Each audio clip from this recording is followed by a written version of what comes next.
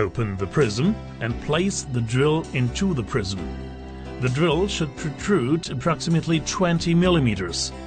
Now align the cutting edge so that it is located in between the two adjusting lines. The point angle usually ranges between 118 and 130 degrees. It can be seamlessly adjusted by opening the release handle. The clearance angle may be selected. It is depending on the material to be drilled. For grinding the cutting edges, lock the pivoting mechanism in position A. Move with the prism feed up to the grinding wheel and grind the first edge.